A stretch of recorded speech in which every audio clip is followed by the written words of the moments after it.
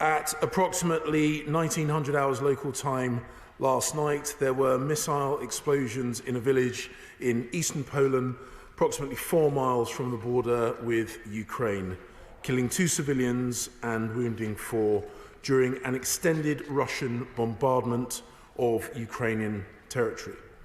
As soon as I received the report, I contacted my Polish counterpart to express the sympathy and solidarity of the United Kingdom, and I'm sure the whole House will share that sentiment, and also to offer practical support.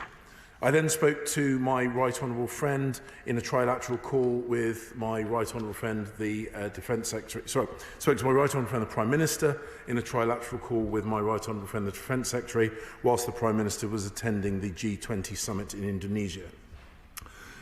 My Right Honourable friend, the Prime Minister, immediately called President Duda of Poland to convey the UK's condolences for the tragic loss of civilian life and to assure him of our unwavering support to a steadfast NATO ally.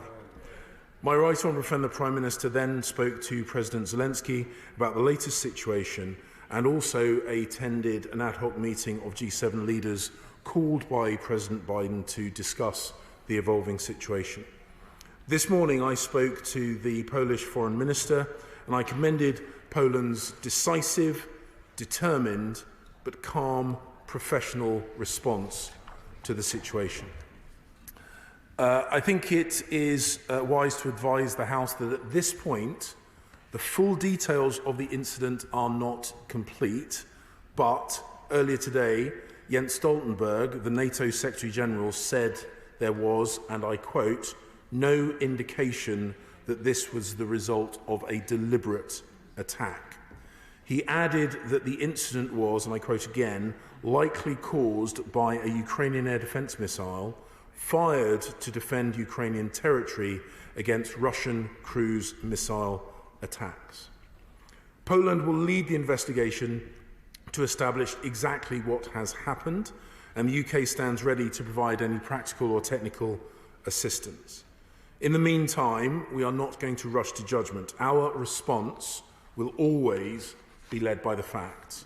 But the House should be in no doubt that the only reason why missiles are flying through European skies and exploding in European villages is because of Russia's barbaric invasion of Ukraine. Secretary General Stoltenberg was absolutely right when he said today that what occurred in Poland is not Ukraine's fault, and that Russia bears the ultimate responsibility. Yesterday, Putin launched one of the heaviest attacks since the war began, firing wave upon wave of more than 80 missiles at Ukrainian cities, obliterating homes of ordinary families, destroying critical national infrastructure, and depriving millions of Ukrainians of power and heat just as winter sets in. This brutal air campaign is Putin's revenge for Ukraine's successes on the battlefield, where Russian forces have been expelled from thousands of square miles of territory, and now he is trying to terrorize the people of Ukraine and break their will by leaving them shivering in cold and darkness. I have no doubt he will be unsuccessful in that endeavor. But this is why Britain is helping Ukraine to strengthen its air defences. We have provided over 1,000 surface-to-air missiles thus far, and I know the House will be united in our support for Ukraine's right to defend her territory and her people. On Monday, I signed a memorandum of understanding as part of our £10 million commitment to help the Ukraine rebuild its critical energy infrastructure. The tragic incident in Poland last night is ultimately the result of Russia's aggression against Ukraine. That is the only reason why it has happened, and it would not have happened otherwise.